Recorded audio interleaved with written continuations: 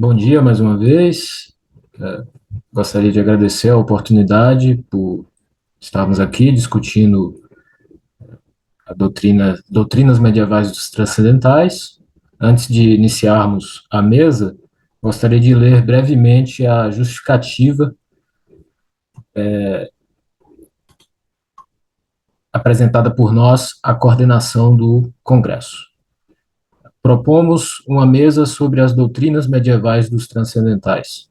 Desde as pesquisas de Jan Hertzen e Ludwig Hohnefelder, chama a atenção o modo como os medievais mobilizam as noções transcendentais para fundamentar as Scientia. A partir dessa perspectiva, consolidada em nossa área, propomos uma mesa que discute aspectos das doutrinas sobre os transcendentais em vários filósofos do período medieval. Com isso, visamos apresentar e debater as pesquisas sobre este campo da história da filosofia medieval, explicitando, assim, como as noções transcendentais são importantes para compreender aspectos de ontologia, teoria da cognição e teoria da ação no período medieval.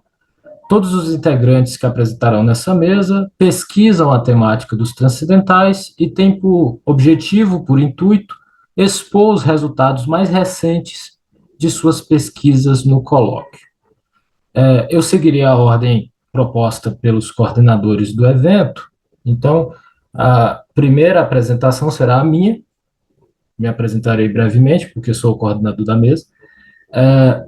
Eu sou Matheus Pazzo, sou professor adjunto do curso de Filosofia da Universidade Federal do Recôncavo da Bahia, UFRB, doutor em Filosofia pela Universidade Estadual de Campinas, Unicamp. De modo geral, tenho interesse em pesquisas relacionadas ao pensamento filosófico medieval, sobretudo nos séculos XIII e XIV do Ocidente Latino. Atualmente, tenho por enfoques de pesquisa a doutrina medieval dos transcendentais, teorias da cognição e seus pressupostos metafísicos. A minha apresentação se intitula Atributos Divinos e Transcendentais em Tomás de Aquino. Meu objetivo nesse texto consiste em apresentar brevemente a relação existente entre a discussão dos atributos divinos e as noções transcendentais no período medieval.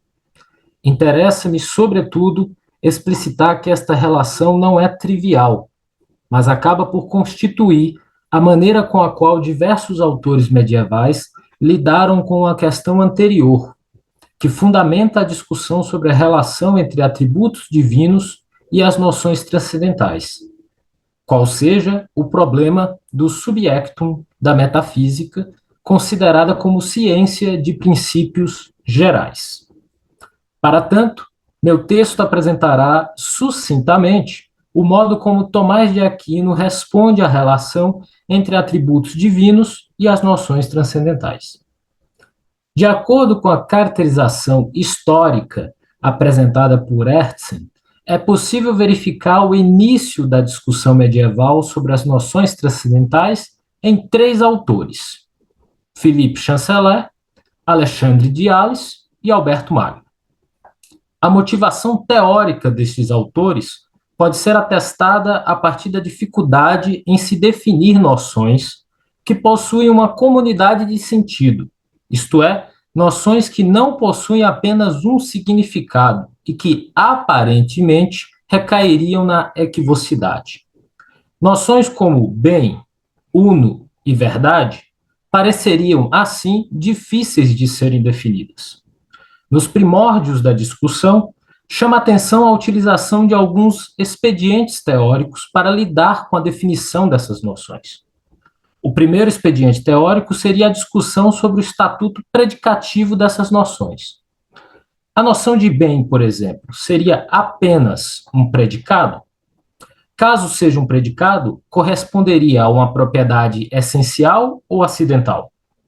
Ademais, essas noções não apenas podem ser investigadas como predicados ou categorias, mas também poder-se-ia, de acordo com essas primeiras tentativas de investigação, examinar tais noções num segundo expediente teórico, a saber, essas noções são abordadas como atributos da divindade.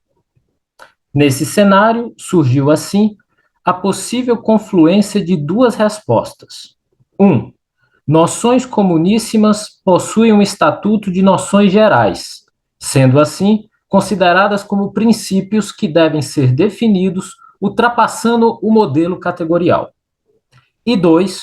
As mesmas noções podem ser atribuídas de maneira apropriada como atributos que caracterizam a divindade naquilo que lhe é essencial. Nesse caso, temos, por um lado, a investigação a partir do qual o ser humano apreende e discute princípios que fundamentam o modelo predicativo.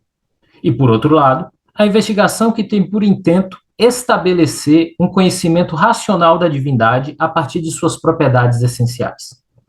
No entanto, esta possível confluência entre os dois expedientes teóricos não foi ponto pacífico entre autores posteriores aos que iniciaram a discussão. O problema principal em unir o binômio de expedientes consiste na dificuldade em se estabelecer qual a possibilidade de se apreender racionalmente princípios. Caso as noções gerais sejam também propriedades essenciais da divindade, por que se deve estabelecer um duplo caminho investigativo? Seria mais econômico, do ponto de vista argumentativo, optar por um desses caminhos. A partir dessa dificuldade, pretendo examinar a resposta juvenil, ou seja, a resposta de juventude de Tomás de Aquino. Penso que a resposta tomásica auxilia em trabalhos posteriores a compreender o encaminhamento, de outros autores medievais sobre o tratamento conferido ao subjectum da metafísica, como ciência de princípios gerais, o que acaba por explicitar, sobretudo, a influência aviceniana na doutrina medieval dos transcendentais. Em seu comentário às sentenças, escrito de juventude e anterior à redação de De Veritate, questão 1, artigo 1, texto reconhecidamente canônico para tratados transcendentais na obra tomásica, Tomás discute num artigo sobre o nome mais apropriado à divindade, pontos que fazem desse texto uma versão preliminar daquilo que se encontra em De Veritate, questão 1, artigo 1. No texto em questão, a saber, comentário às sentenças 1, distinção 8, questão 1, artigo 3, Tomás escreve, cito, respondo dizendo que os nomes de ente, bem, uni verdadeiro, segundo o modo de intelecção, rationem intelligendi, precedem os demais nomes divinos, o que se torna patente pela sua comunidade, communitate. Se compararmos estes nomes uns com os outros, isto pode ocorrer de dois modos. Ou segundo o supósito, e por isso se convertem reciprocamente, identificam-se no suposto e nunca se separam, ou segundo suas intenções, e assim o ente é anterior aos outros nomes de modo simples e absoluto. A razão disso é porque o ente está incluso na intenção intelectual dos outros nomes, o que não ocorre no sentido inverso. Nesse sentido, aquilo que primeiro cadit, na imaginação do intelecto, imaginationem intellectus, é o ente, sem o qual nada pode ser apreendido pelo intelecto. Como aquilo que primeiro cadit, no assentimento do intelecto, credulitate intellectus, são os axiomas, dignitates. Sobretudo este, coisas contraditórias não podem ser simultaneamente verdadeiras, assim como, no princípio, sicut in principio, todas as outras coisas incluem, de certo modo, o ente unitário e indistinto. Fim de citação. A partir dessa passagem, é possível identificar algumas características dos primeiros princípios.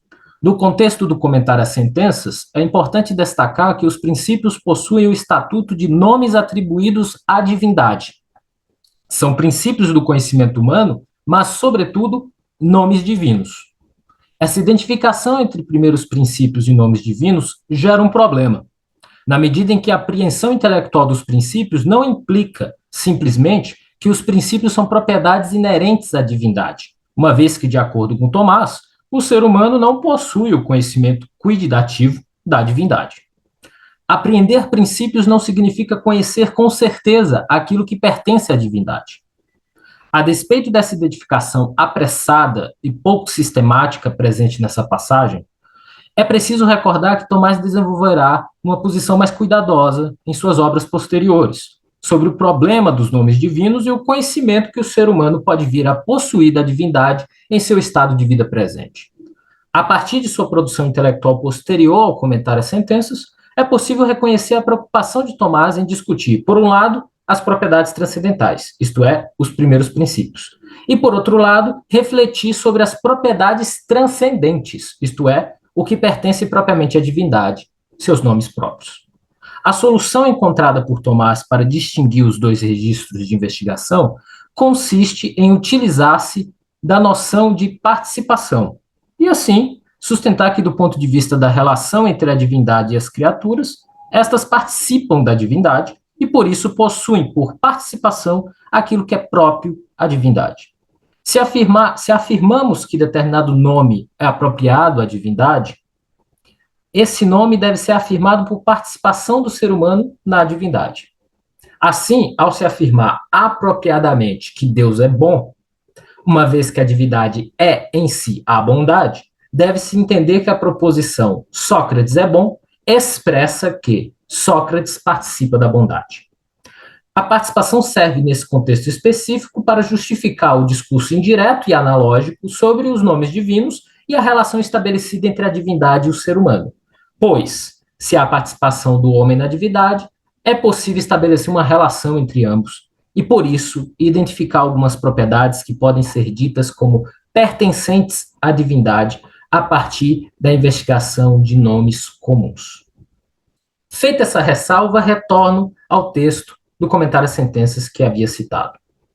Tomás sustenta que a partir do modo de intelecção, isto é, a partir de uma investigação típica da razão humana, os nomes ente, bem, uno e verdadeiro possuem certa precedência em relação a outros nomes. Esses nomes são, de acordo com Tomás, comuns. Mas o que garante esta comunidade entre eles? Os nomes destacados por Tomás são comuns porque naquilo que eles são, inexiste uma diferença entre esses nomes. Isso porque eles são convertíveis. Ao se afirmar aquilo que é a verdade e aquilo que é o ente, se afirma algo que diz respeito à mesma natureza. Trata-se, assim, de uma pluralidade de nomes para se referir a uma mesma natureza.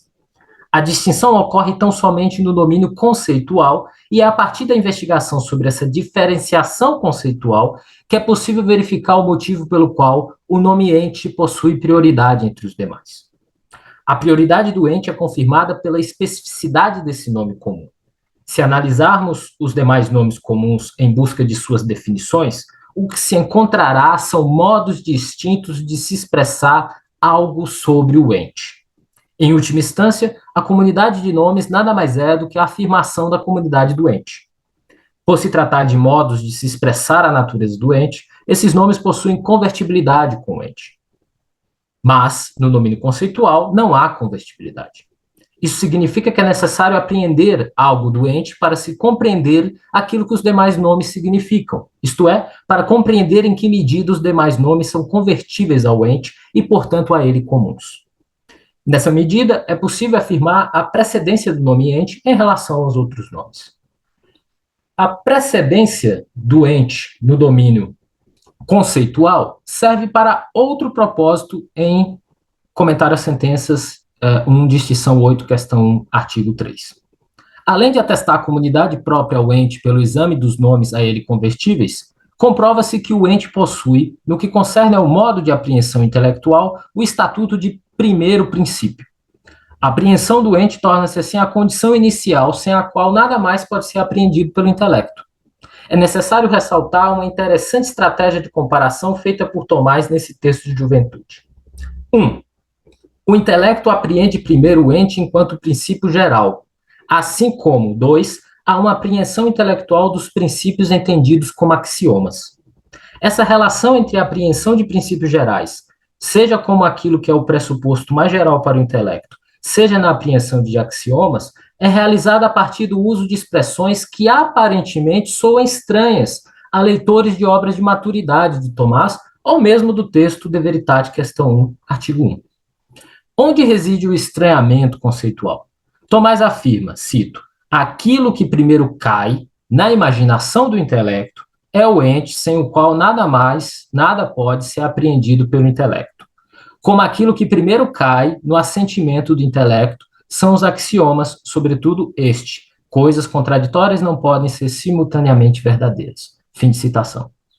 Parece haver nesse trecho um uso próprio da noção de imaginação, associando-a ao intelecto, mas também não parece claro qual é o sentido da associação entre a apreensão intelectual de axiomas e o uso do termo assentimento. Ademais, por que Tomás se utiliza em ambos os casos do verbo cadere, que literalmente significa cair? A primeira justificativa para o uso desse vocabulário diz respeito à especificidade terminológica do comentário às sentenças. Nesse texto, sobretudo na questão que considero, Tomás se utiliza de vocabulário de origem árabe para tratar da apreensão intelectual.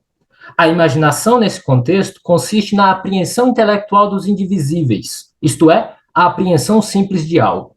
O assentimento, por sua vez, corresponde à operação de composição e divisão e concerne a uma operação intelectual complexa, sobre, no mínimo, dois conceitos.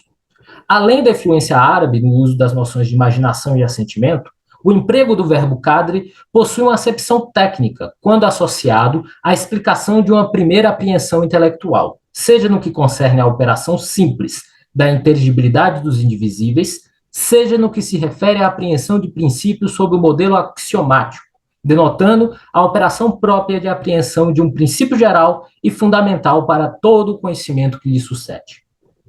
O emprego técnico do verbo cadere, diferentemente do que ocorre com as noções de magnatio e credulitas, mobilizadas num contexto noético, não se restringe ao período de juventude tomásio. Tomás frequentemente mobiliza esse verbo, cadere, quando pretende explicitar o estatuto dos primeiros princípios, e, sobretudo, quando analisa o procedimento da razão humana ao apreendê-los. Em Suma de Teologia, primeira parte da segunda parte, questão 94, artigo 2, afirma, cito, porém, aquelas coisas que caem na apreensão de todos, convém certa ordem. Com efeito, aquilo que primeiro cai na apreensão é o ente, cuja intelecção encontra-se inclusa em todas as coisas que alguém apreende. Fim de citação. A ordem postulada por Tomás nessa passagem diz respeito ao meio pelo qual o intelecto humano apreende princípios gerais que são comuns e absolutos. De acordo com Tomás, pode-se afirmar dois tipos de conhecimento dos princípios por si, principia per se nota. Um, por si, dois, para nós. Num primeiro momento, essa divisão corresponde à apreensão dos princípios a partir do modelo axiomático, isto é, proposições que são conhecidas como evidentes em si mesmas e que possuem um alcance em sua significação que é comum a todos. Nessa medida, princípios do tipo 1 seriam proposições como qualquer todo é maior que sua parte, ou não se pode afirmar e negar ao mesmo tempo. Os princípios do tipo 2 correspondem ao conhecimento de uma proposição, que formalmente cumpre a função de ser por si dotada de sentido, mas que, por parte daquele que a conhece, exige uma investigação posterior. Para esclarecer o estatuto de evidência desses princípios, Tomás lança mão da proposição o homem é racional, como exemplo. Essa proposição possui uma evidência em si mesma, na medida em que cumpre sua função, qual seja, o predicado é um atributo que exprime verdadeiramente a razão do sujeito. Contudo, apesar da proposição formalmente possuir o estatuto de evidência, alguém pode vir a desconhecer o que significa o sujeito da proposição, e por isso, também ignorar o significado do predicado racional. A apreensão da ordem, a apresentação da ordem para apreensões de princípios comuns visa justificar um outro nível de apreensão intelectual, a saber, a apreensão do princípio mais geral que funda todos os demais. Com efeito, Tomás introduz a noção de ente como aquilo que primeiro cai na apreensão, isto é, como o princípio mais comum e absoluto, sem o qual sequer os princípios de tipo 1 seriam apreendidos como evidentes ao intelecto humano. Somado à função de fundar os princípios em si gerais por todos, per se nota e communitater omnibus, o emprego do verbo cadere auxilia o leitor de Tomás a verificar as razões segundo as quais o ente é, de acordo com ele, postulado como o princípio mais geral. O emprego do verbo cadere assinala a ordem própria à cognição humana, ao considerar aquilo cujo estatuto é o de princípio geral. Tomás identifica o verbo cadere com a apreensão intelectual daquilo que é primeiro, primum. Entretanto, o sentido da caracterização do resultado dessa apreensão como primeiro precisa ser elucidado. Em Suma de Teologia 1, questão 5, artigo 2, Tomás escreve, cito, o ente, segundo a razão, é anterior ao bem. A razão significada por um nome é aquilo que o intelecto concebe da coisa e significa pela palavra. Nessa medida, aquilo que é anterior, segundo a razão, é o que primeiro cai, cadit, na concepção do intelecto. Aquilo que primeiro cai, cadit, na concepção do intelecto, é o ente, uma vez que algo se torna cognoscível enquanto é ato, como se afirma no livro 9 da Metafísica. A partir disso, o ente é o objeto próprio do intelecto, próprio objectum intellectus. É o primeiro inteligível, assim como o som é o primeiro audível. Disso conclui-se que, segundo a razão, o ente é anterior ao bem. Fim de citação. Tendo em vista, e já me caminho para a minha conclusão, tendo em vista uma discussão que versa sobre duas noções gerais, a saber, ente e bem, Tomás esclarece qual é o sentido empregado para se referir ao aspecto de anterioridade da noção de ente em relação à noção de bem. E, a partir disso, determinar o que se deve compreender por primeiro, quando essa caracterização estiver associada a uma reflexão sobre princípios. Nesse contexto, há uma ordem estabelecida segundo a razão. Tal ordem expressa como o intelecto apreende o objeto que lhe é próprio, isto é, aquilo que ele encontra-se apto a conhecer. Quando se trata do que é considerado como princípio geral, na ordem da razão, tem-se o critério de anterioridade ou prioridade como princípio, tem-se o critério de anterioridade ou prioridade daquilo que é mais geral dentre as concepções do intelecto, sem o qual nenhuma outra concepção tornar-se-ia possível. A partir, portanto, da ordem da razão, Tomás estabelece uma identificação entre a noção de anterioridade ou prioridade com o estatuto do ente, enquanto se considera este como primeira concepção do intelecto. Ademais, Tomás emprega pontualmente o verbo cadere para expressar aquilo que fundamenta a concepção intelectual, assim como esse verbo expressa aquilo que é próprio ao intelecto em sua operação, inteligir em ato a acuidade das coisas. Como se trata da concepção daquilo que é primeiro, Tomás afirma que o ente, considerado como um princípio geral ou noção comum, é o objeto próprio do intelecto, isto é, aquilo cujo intelecto concebe primeiro e sem o qual esse mesmo intelecto estaria impossibilitado de operar. O sentido de anterioridade apresentado é confirmado ao se postular a ordem de apreensão das noções gerais, tal qual se verifica em Suma de Teologia 1, questão 16, artigo 4º. Aquilo que é anterior, cito Tomás, é o que primeiro cai no intelecto. O intelecto primeiro apreende o ente mesmo, ipsum ens, depois apreende que intelige o ente, se intelligere ens, e depois apreende que apetece ao ente, se appetere ens. Fim de citação. E agora, de fato, minha conclusão. O emprego do verbo cadere na sentença aquilo que primeiro cai no intelecto expressa, assim, a operação de apreensão intelectual do que é mais anterior e primeiro na ordem do conhecimento. O resultado dessa apreensão intelectual consiste no postulado dos princípios gerais para todo o conhecimento. Expressa como o intelecto humano apreende o princípio geral que tem o papel de fundar ou constituir o conhecimento evidente dos demais princípios, na medida em que a concepção intelectual que corresponde ao objeto próprio do intelecto é resultado dessa primeira apreensão, ou seja, a partir daquilo que primeiro cai no intelecto. Trata-se, no caso tomásico, de se estabelecer a maneira a partir do qual o ser humano apreende princípios e demarca o método de investigação para a apreensão desses princípios. Argumentação bastante similar daquela apreendida em De Veritate, questão 1, artigo 1. A continuação da história da doutrina medieval dos transcendentais persegue, com efeito, outros caminhos, retornando à confluência com os atributos divinos e propondo, para tanto, outros modelos de metafísica. Esta considerada a metafísica como ciência geral de princípios, na qual a divindade e as noções transcendentais reencontram uma confluência. Isso, no entanto, como vocês sabem, é outra história. Muito obrigado. Bem, dando continuidade à nossa mesa, depois nós abriremos espaço para perguntas.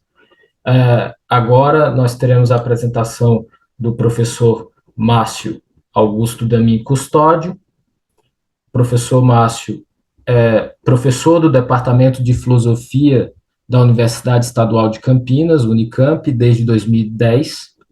Atualmente investiga transcendentais em Felipe Chanceler e Tomás de Aquino.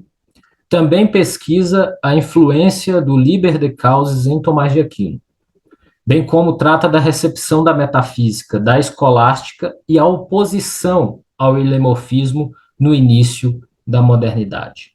O professor Márcio nos falará, tem por título o seu trabalho, a distinção entre appropriatur e communiter na predicação dos termos transcendentais. Professor Márcio, a palavra é sua.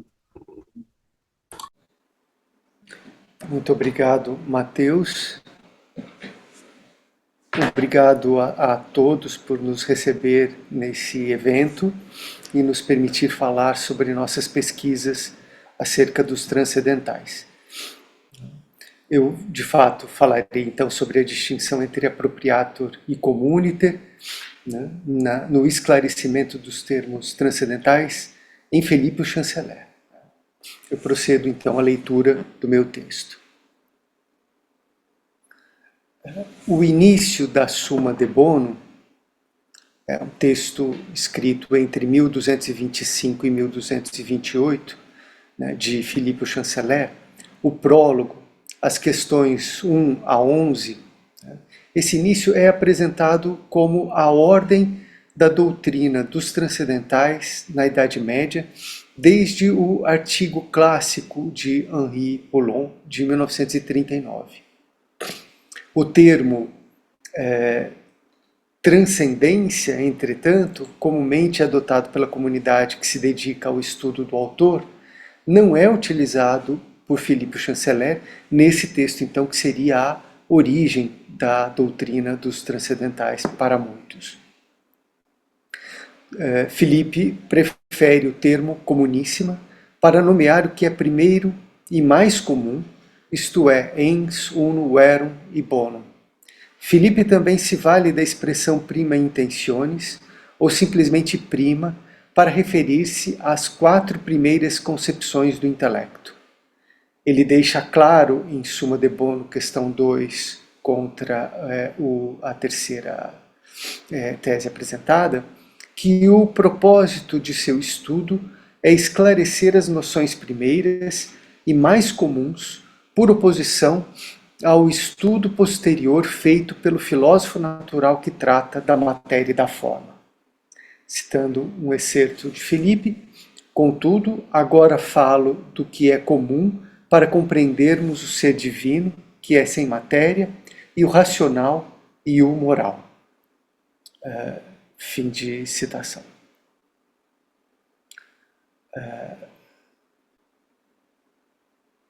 Após a apresentação do escopo de seu tratado, o chanceler debruça-se sobre o sentido em que se diz que os termos primeiros são os mais comuns. Para tanto, distingue o sentido de communiter e o sentido de appropriator. Pretende-se, nesta breve apresentação que faço, expor a distinção feita pelo chanceler e esclarecer sua importância para a compreensão do escopo da Suma, o que demandará o esclarecimento do termo appropriator por intermédio de uma ferramenta heurística que eu só vou encontrar não no Filipe, mas no Tomás de Aquino, em De Veritate, questão 7, artigo 1. E isso porque o Filipe provavelmente pressupõe que o leitor da Summa de Bono já está familiarizado com o significado do termo appropriator. A importância do termo no escopo da Suma decorre da aparente contradição em se aplicar os termos transcendentais ao Criador e às criaturas, uma vez que o ser de Deus e sua infinita bondade não parecem compartilhar do mesmo ser finito dos entes naturais. O chanceler, contudo, insiste que se diz de modo próprio tanto de Deus quanto das criaturas com os termos transcendentais, especialmente o bem. Este problema não passou despercebido, obviamente, dos historiadores da filosofia. Contudo, o tratamento que proponho por intermédio da distinção entre comuníssimo e apropriado parece-me que ainda não foi tratado adequadamente. Ademais, minha interpretação está restrita ao prólogo da Suma e esforça-se por mostrar que desde as primeiras linhas do texto, o chanceler já havia resolvido o problema por meio de uma definição, a do termo apropriar. A solução, contudo, pode passar despercebida ao leitor desavisado, dada a atitude do autor em não se prolongar na explicação dos termos. A atitude do chanceler de não insistir na explicação dos termos no prólogo é compreensível, uma vez que seu leitor, à época, fazia extenso uso do termo apropriator para tratar da Trindade, pois entendia-se que algumas propriedades divinas, tais como a bondade e a verdade, embora fossem comuns ao Pai, ao Filho e ao Espírito Santo, eram atribuídas a uma das pessoas divinas. Esta explicação é sistematizada por Tomás de Aquino, e embora posterior ao texto do chanceler, era de domínio comum aos teólogos do período. A passagem que trata da distinção entre o comum e o apropriado encontra-se na última parte do prólogo da Summa de Bono, onde se lê: primeiro perquirimos sobre a comparação de bem, ente, uno e verdade. Posteriormente, se existe algum bem ao qual o mal não se opõe e se este é o sumo bem. Fim de citação. Nota-se o duplo propósito dado pelo autor. Primeiro, esclarecer qual relação há entre o bem e os demais termos primeiros, ente, uno e verdade. Segundo, esclarecer se se pode dizer de Deus que ele é o sumo bem. Estes dois elementos combinados têm o propósito de assegurar que se investiga por completo o fundamento de toda a intelecção e de todas as coisas, pois nada pode ser conhecido sem que antes se tenha domínio intelectual sobre os princípios.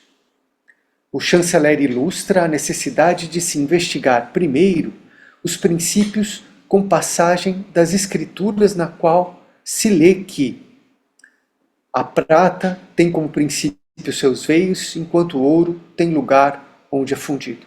Jó 28.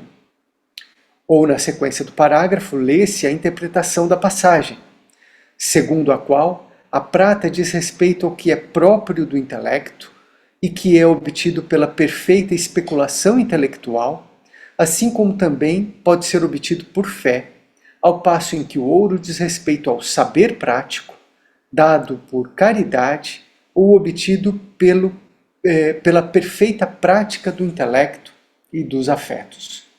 Nesta medida, enquanto a sabedoria prática diz respeito aos costumes e é explicada pela expressão auro locus est in quo conflatur, a intelecção que diz respeito a questões sobre as coisas deve recorrer aos princípios como aquele que procura pela prata, pois argentum venarum suarum habet principia. A expressão, segundo o chanceler, deve ser compreendida como uma referência ao que está no fundamento das coisas, exigindo de quem os investiga que haja ao modo do mineiro que escava a terra para encontrar a prata oculta. Eu cito: assim como a prata é extraída de veios ocultos nas minas, como se fosse de seus próprios princípios, assim também a compreensão das questões é extraída, como se fosse de veios ocultos, da comunabilidade de princípios, dos quais, sendo ignorantes, tudo mais está envolto em corrupção. Fim de citação. A passagem tem uma dupla abordagem. Deve-se investigar os princípios das coisas criadas, est unum rerum bonum, mas também deve-se compreender que tais princípios remetem a Deus, não existindo outro conjunto de princípios que sirva como par contrário. Como o mal o é para o bem, segundo pensam erroneamente os maniqueus, para o autor. Estes, por não terem conhecimento adequado dos princípios, naufragam na fé. Por outro lado, a investigação adequada dos princípios relaciona o bem não com o mal, mas com os outros três princípios, e esta relação se dá por serem todos eles comuníssima. Uma vez que os princípios são ditos os mais comuns a todas as coisas, faz-se necessário apresentar a distinção que há entre eles, a começar pelo ente, que também é dito apropriado. Em De Veritate, questão 7, artigo 3, Tomás de Aquino apresenta o sentido para o termo apropriado, realizando, portanto, aquilo que Filipe não faz em Summa de Bono. Eu cito, a questão é se o livro da vida é apropriado ao filho. Fim de citação. A questão se desenvolve, de sorte que são apresentadas 4 razões pelas quais o livro da vida não é apropriado ao filho, todas elas baseadas na autoridade das Sagradas Escrituras. A primeira razão sustenta que o livro é apropriado ao Espírito Santo e as demais razões argumentam que é apropriado ao Pai. O sede contra, baseado em Agostinho, argumenta que o livro é apropriado ao Filho e a resposta conforma Agostinho e as Sagradas Escrituras por meio do esclarecimento do termo apropriado, o que é precisamente o que buscamos nesta questão. Eu vou ler então a resposta. Digo que se apropriar nada mais é do que atrair o comum para o que é próprio, pois aquilo que é comum a toda a Trindade não pode ser atribuído à propriedade de nenhuma pessoa por pertencer mais a uma pessoa do que a outras. Isso seria, pois, contrário à igualdade das pessoas. Porém, sendo que aquilo que é comum tem maior semelhança com o que é próprio de uma pessoa do que com o que é próprio de outra, assim também a bondade tem certa conveniência com a bondade do Espírito Santo, que procede com amor, pois a bondade é objeto do amor, sendo por isso apropriada ao Espírito Santo. E da mesma forma a potência do Pai, porque a potência enquanto tal é uma forma de princípio. Mas é próprio do Pai ser o princípio de toda a divindade, e pela mesma razão a sabedoria é apropriada ao Filho, porque é conveniente ao que lhe é próprio, pois o Filho procede do Pai como uma palavra que nomeia a processão do intelecto. Portanto, como o livro da vida pertence ao conhecimento, deve ser apropriado ao Filho. Fim de citação. Tomás de Aquino esclarece na passagem que um atributo comum a muitos é dito apropriado quando é atraído pelo que é próprio a um sujeito. Tomás usa o termo atraído, uma vez que não se pode dizer que é atribuído como próprio de um sujeito único. Ser próprio, nessa medida, é o contrário de ser comum. Não há, contudo, nenhuma contrariedade entre ser comum a muitos e ser mais semelhante a um. E este é o caso da bondade para o Espírito Santo, da potência para o Pai e da sabedoria para o Filho. A semelhança refere-se à relação entre o que é comum e aquilo que é próprio, como o amor do Espírito Santo, o princípio da divindade para o Pai e a palavra do princípio da divindade para o Filho. Ao atrair o que é comum por exibir maior semelhança, disse que tal sujeito apropria-se do que é comum sem, contudo, tornar o que é comum um próprio. A apropriação, portanto, não é contrária e nem destrói a comunabilidade. sendo ela apenas o nome que se dá ao término do movimento de atração do comum por um sujeito. O chanceler faz uso das escrituras para explicar, com brevidade, o que é comum e o que é apropriado. A fórmula de explicação do que é comum é retirada de Romanos 4,17.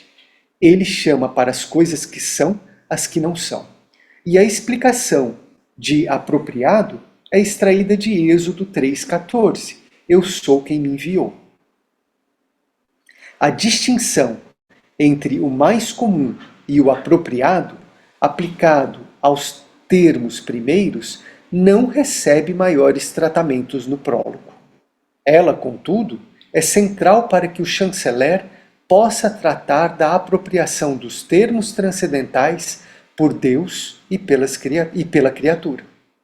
O tema é caro para o chanceler, cujo tratado dedica-se ao bem e cujo significado diz respeito ao intelecto humano tanto quanto ao intelecto de Deus, especialmente considerando que o tratado é escrito em um contexto de oposição ao maniqueísmo, conforme esclarecido no próprio prólogo. Deve-se ter em mente que Filipe escreveu na mesma época da Suma sermões pregando uma cruzada contra os albigenses. Sendo este o caso, há um modo pelo qual se diz bem, que se refere à nobreza do ser, nobilitatis entes, significando com isso que Deus é chamado de bom, sendo sua bondade puro ato. Contudo, no âmbito das criaturas, também se diz que as coisas são boas, e o termo bem, neste caso, pode ser compreendido a partir do uso de qualquer uma das 10 categorias. Nesse sentido, se diz da bondade que ela é communitas predicationis. O bem inclui todo o ente criado por meio da predicação formal ou essencial. Isto significa que os princípios assim atribuídos constituem a natureza mesma da criatura. E este é o caso para o ser, o uno, a verdade e o bem. Não se trata apenas de uma predicação denominativa, na qual um termo universal, ou seja, o gênero, a diferença, a espécie ou o acidente é predicado. Dito de outro modo, não se trata de um esclarecimento do próprio domínio da linguagem, mas de uma exposição do ser das coisas. Isto porque, considerando que o ser de Deus e o ser das coisas criadas é distinto, a comunabilidade do bem entre ambos não pode se dar se o termo bem for próprio de um dos dois tipos distintos de ente.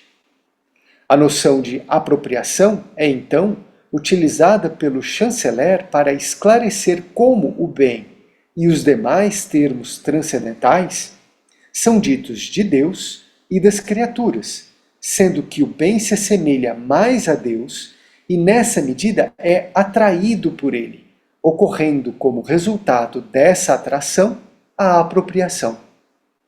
Em Deus é a pessoa do Espírito Santo, como sustenta Tomás de Aquino, por intermédio do amor, que promove essa atração.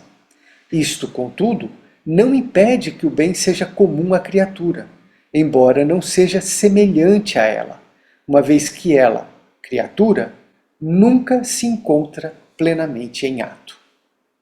Esclarecido que se pode dizer do bem tanto de Deus quanto das criaturas, o chanceler encerra o prólogo com uma divisão do assunto da Suma em grupos de questões que têm por função orientar o leitor, muito embora não se trate do plano da obra, muito menos de um índice. A divisão, tal qual dada pelo chanceler, evidencia o comprometimento da obra em tratar do bem em Deus e nas criaturas. A primeira parte trata da relação do bem, do ser, do uno e da verdade. A segunda trata não da existência do mal como contrário ao bem, além de introduzir o tema do sumo bem. A terceira trata da divisão do bem criado. A quarta trata do bem comum e de sua relação com o bem de Deus. O chanceler termina acrescentando ainda duas divisões na estrutura do tratado. Uma que diz respeito à natureza do bem, se pode sofrer diminuição ou não, e outra sobre temas gerais do bem e do mal. Nota-se, por fim, que o plano da obra depende da distinção entre appropriatur e communiter. Como foi exposto, a distinção é feita com muita brevidade no prólogo e com recurso às escrituras. A brevidade indica que a distinção possivelmente era tema comum da teologia no tratamento da Trindade, o que autoriza o uso da sistematização de Tomás de Aquino para auxiliar na interpretação das passagens bíblicas citadas pelo chanceler. A despeito da brevidade, a distinção entre appropriatur e communiter antecipa um possível problema para o tratado e tenta evitá-lo, qual seja, estabelecer a possibilidade de se tratar de duas acepções aparentemente contrárias da noção de transcendental, uma aplicada a Deus, outra às criaturas.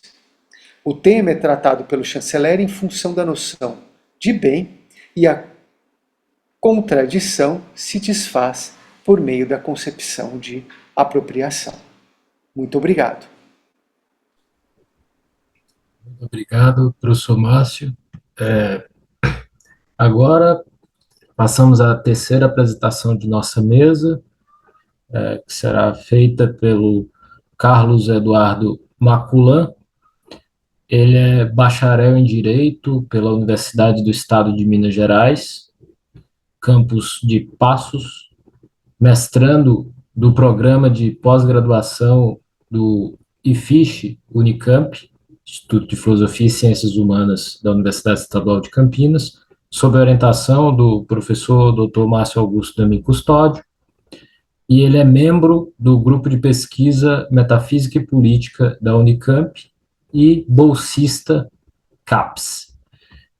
Carlos Maculan nos apresentará o seguinte tema: As primeiras concepções do intelecto, de Rolando de Cremona a Tomás de Aquino. A palavra é sua, Carlos. Obrigado, professor Matheus. Obrigado, professor Márcio. Obrigado a todos os organizadores do evento. Uma pequena abordagem inicial de cunho pessoal, agradecer o convite feito pelo professor Matheus Pazos para compor a sua mesa aqui neste evento. O professor Matheus Pazos é o pioneiro no Brasil de colocar o escrutínio sobre a teoria dos transcendentais num nível que merece reconhecimento universitário, e dado o grau de precisão que ele faz e fez em seus trabalhos. Agradecer ao professor Márcio por ter me acolhido no departamento de filosofia dele e por me chefiar numa pesquisa sobre transcendentais. Também cumprimentar meu colega de grupo, Thiago Sala, nosso amigo de iniciação científica. Como o professor Matheus Passos disse no início da exposição dele, uma teoria do que a primeira ela pode sofrer três recortes importantes, no mínimo três recortes importantes: um gnoseológico, um ontológico e um ligado à moral ou prática da ação. O recorte do meu estudo, ele é eminentemente gnoseológico, estudos transcendentais dentro da teoria do conhecimento, a relação das noções transcendentais com o conhecimento. Passo, portanto, a leitura do meu texto, que será também bastante breve. Os princípios do conhecimento. Quando falamos em transcendentais, o que se tem no horizonte é a busca por um princípio, no caso, o princípio do conhecimento humano. Há uma gênese em algo primeiro, que é postulada pelos mestres regentes da Universidade de Paris do século XIII. A busca por um princípio ou um arquê é identificada com a própria essência da filosofia, daí que a teoria dos transcendentais quer responder a tal busca. Os transcendentais são as primeiras concepções do intelecto num sentido muito próprio. Eles são um complemento lógico à teoria da ciência que foi a estrutura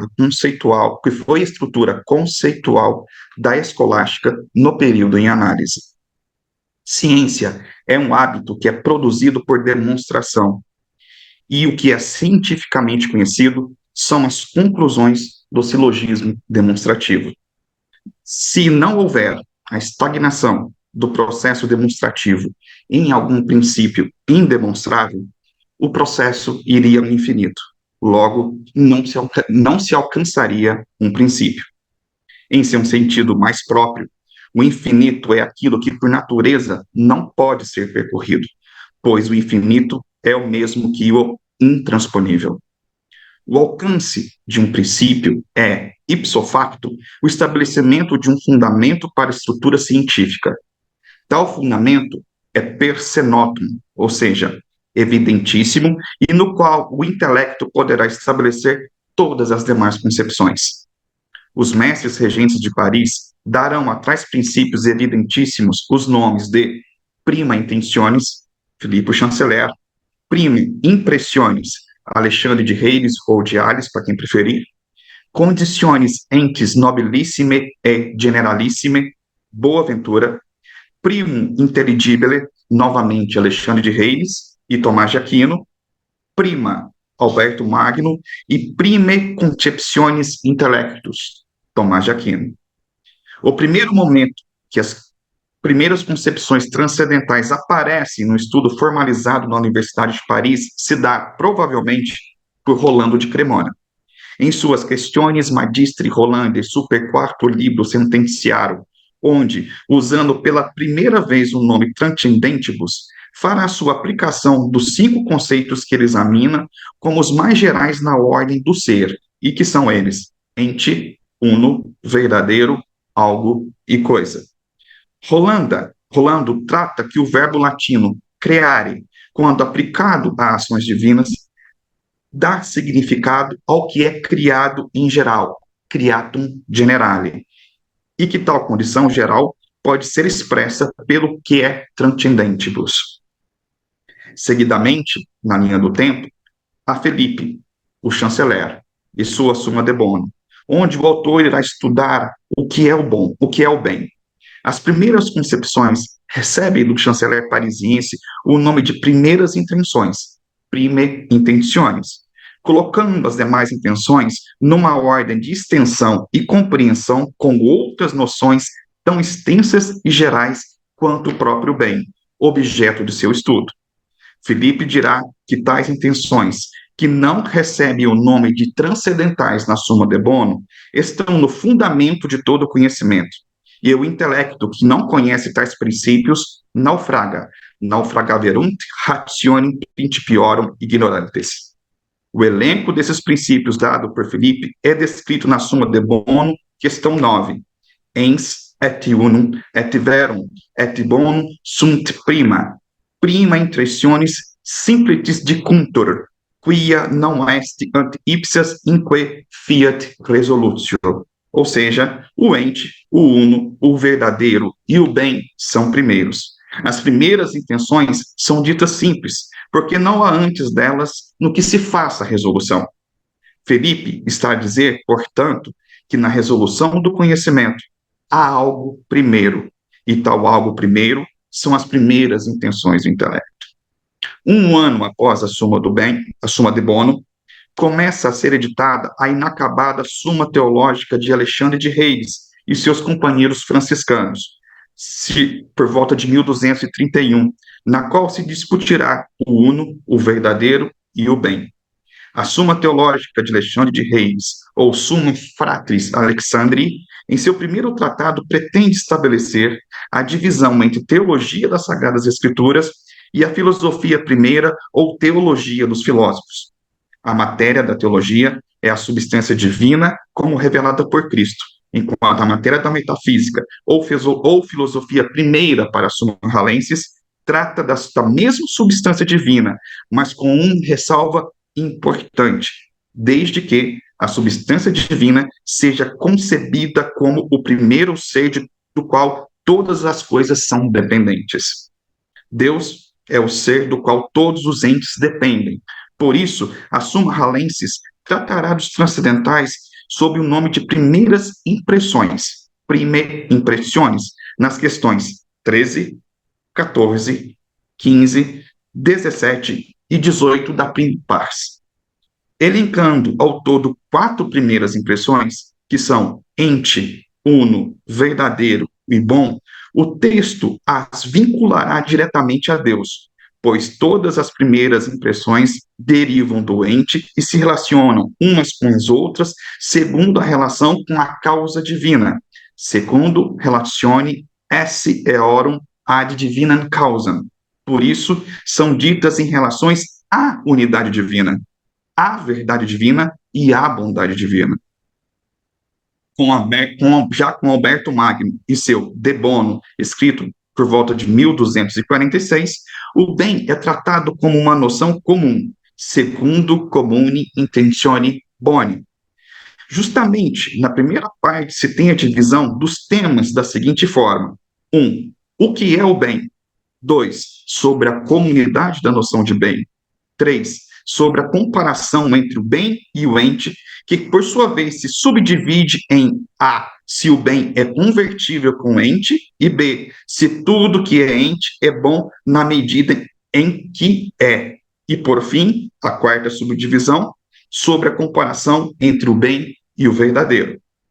Não obstante, é no Liber de Praedicabibus, Tratado 4, capítulo 3, que Alberto Magno irá propor que a palavra transcendente seja aplicada aos conceitos que abarcam todos os predicamentos, sendo a primeira vez que entre os intelectuais de Paris, o termo latino transcendente é usado no sentido de ultrapassar os predicamentos.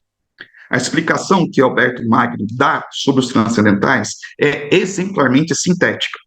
Afirmará que no intelecto o ente é anterior à substância, ens eni est ante substantia per intellectum, porque toda substância é ente, mas nem todo ente é substância. Dada a anterioridade no intelecto e sua universalidade na substância e nos acidentes, segundo Alberto Magno, o mesmo pode ser dito de qualquer coisa que transcenda os gêneros, tal como coisa, uno e algo. Et similiter potestis diti de qualibet quad genera transcendent, ut es res unum et aliquid. Por sua vez, Boaventura trabalhou em seu Brevilóquio, escrito em 1257, com o que ele chamou de condições generalíssimas e nobilíssimas do ente, conditiones entes nobilissime e generalissime, que são o uno, o verdadeiro e o bom. O uso dos superlativos generalíssima e nobilíssima se justifica no Brevilóquio porque Boaventura diz que o primeiro princípio absoluto, que é Deus, é nobilíssimo e perfeitíssimo, e, portanto, em Deus as condições entes se encontram em grau supremo. O uno, o verdadeiro e o bom não determinam o ente segundo o supósito, mas segundo a razão. O trabalho de Boaventura é explicar o que ele chama de uma pluralidade de apropriados, pluralitate appropriatorum, ou seja, como vários termos convenham igual e indiferentemente a um só termo.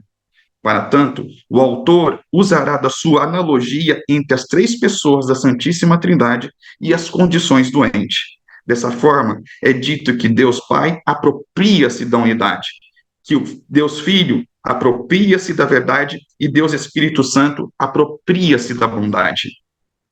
E terminará a Boaventura dizendo que tais termos dizem apropriar-se não porque se tornem próprios de uma só das três pessoas da Santíssima Trindade, mas porque são comuns a todas as três pessoas e que levam ao conhecimento da Trindade indistintamente. Assim, por aferição lógica, no sistema de Boaventura, se os termos uno, verdadeiro e bom são indistintos no seio da Trindade, como tudo que existe pelo primeiro princípio, como tudo existe pelo primeiro princípio supremo, então os mesmos termos uno, verdadeiro e bom, na ordem criada, são indistintos no ente. O que se vê com meridiana clareza é que, com o projeto teórico de transcendentais dos mestres regentes de Paris, se pretendeu estabelecer os limites da razão humana no modo transcendental de conhecer, a partir de uma análise reflexiva do que conhecemos pela razão. O intelecto se detém nas primeiras concepções transcendentais. A análise reflexiva leva à descoberta de naturezas universalíssimas. Então, disso, é possível dizer que tais concepções estão implícitas em todos os conhecimentos obtidos pelo intelecto. Há um método nessa análise, e o seu método é a resolúcio pelos intelectuais do período, termo que, aliás, há método nessa análise, e seu método é chamado resolúcio pelos intelectuais do período, termo que, aliás, traduz para o latim o termo grego análises. Ora, se em tudo o que conhecemos estão implícitos os transcendentais, analisando e resolvendo os termos mais particulares do que conhecemos em termos mais universais, os transcendentais são feitos explícitos pelo labor do intelecto. À guisa de exemplificação da importância da resolúcio para o período, temos que Felipe Chanceler, numa fala na Summa de Bonum sobre fiat resolutio, Tomás de Aquino, no De Veritate, questão 1, artigo 1, ensina sobre fieri reditione. Já Alberto Magno diz sobre statio resolutio intellectu, no Super de Divinis Nominibus. O problema de percorrer o infinito, com o qual se abre a presente epígrafe do meu trabalho, é afastado com o método da resolutio, porque com ele a transição ou processo de percorrer os termos de uma demonstração científica e das definições de tal ou qual conceito se organiza. Logo, dos termos mais particulares se alcançam os gêneros, e dos gêneros universalíssimos, o ente e os demais transcendentais. Partindo para a conclusão, propositalmente omiti da minha apresentação Tomás de Aquino, porque essa apresentação já teria sido feita pelo professor Matheus Passos, então, para poupar o tempo, eu omito da minha apresentação o trecho referente a Tomás de Aquino, mas todos esses intelectuais que foram mestres da Universidade de Paris prepararam o caminho de uma teoria dos transcendentais, alguns em menor, outros em menor grau, que foi depois utilizada por Tomás de Aquino, e principalmente com seus toques originais, perfeitamente distintivos como toques originais. Concluindo, portanto, a minha apresentação, note-se que nos intelectuais acima estudados, as concepções transcendentais recebem tratamento epistemológico de importante relevância para a filosofia. Portanto, é razoável asseverar que, para todos os mestres regentes da Universidade de Paris, há uma teoria dos transcendentais já muito sólida. Tomás de Aquino recebe a herança da intelectualidade de seus predecessores e de toda a tradição platônica, aristotélica, judaica e arábico-persa da filosofia e compõe a sua já consagrada síntese tomista. Numa considerável extensão do corpus tomístico, os termos transcendentais são tratados verbi gratia no Super Sentences, no De Veritate, no comentário em livros Physicorum, na Summa Theologiae, etc. É a partir de seus predecessores que Tomás de Aquino pugnará a célebre afirmação de que no princípio de todo conhecimento humano há primeiras concepções, que, conforme De Veritate, questão 1, artigo 1, são aquelas concepções que primeiro o intelecto concebe, illud autem quod primo intellectus concipit. O termo princípio para Aquinas deve ser tomado em seu sentido absoluto, ou seja, um conjunto ordenado. É aquilo do qual algo procede, é um início, é um fundamento. Quer sejam chamados transcendentais, quer primeiras concepções, o que se tem por certo na teoria dos transcendentais, na Paris universitária do século XIII, é que, como princípios, tudo que existe é entendido sob a razão de ente e demais transcendentais. Com isso, finalizo minha apresentação. Muito obrigado. Devolvo a palavra ao professor Matheus.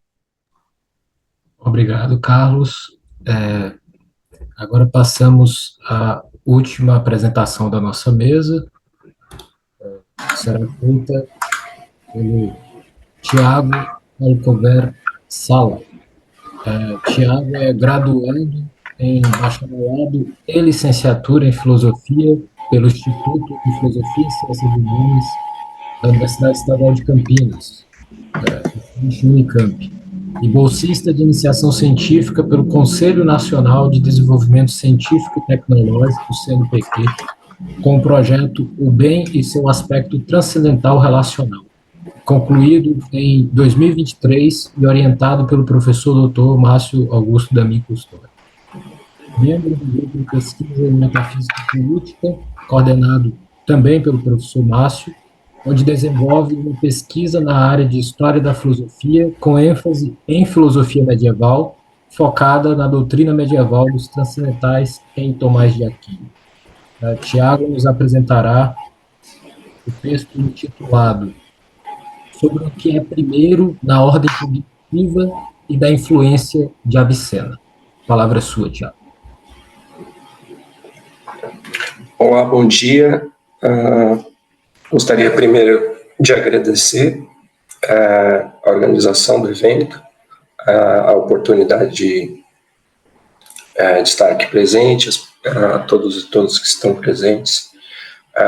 Agradecer ao professor Matheus pelo convite para participar dessa mesa, e ao professor Márcio, colega Carlos, também por comporem essa mesa conosco. Tá? O meu texto tem foco na ideia central de que, no que diz respeito ao conhecimento de algo, tanto Avicena quanto Tomás de Aquino consideram a necessidade de certos princípios primeiros conhecidos por si, né, ou per se.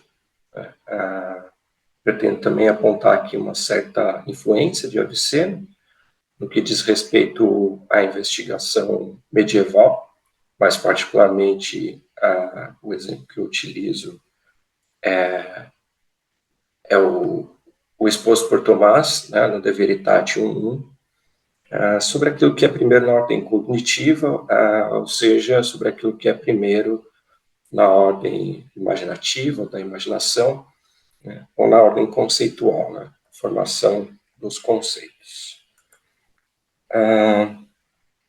Então, eu parto do princípio de que, quando se fala sobre uma doutrina dos transcendentais na Idade Média, é apropriado que se tenha em mente que, no que diz respeito a esse pensamento medieval, o termo transcendental refere, sobretudo, àquilo que é primeiro na ordem cognitiva. Aqui me utilizo de um texto do Jan Hertzen, né, e cito: a doutrina dos transcendentais é uma doutrina daquilo que é primeiro.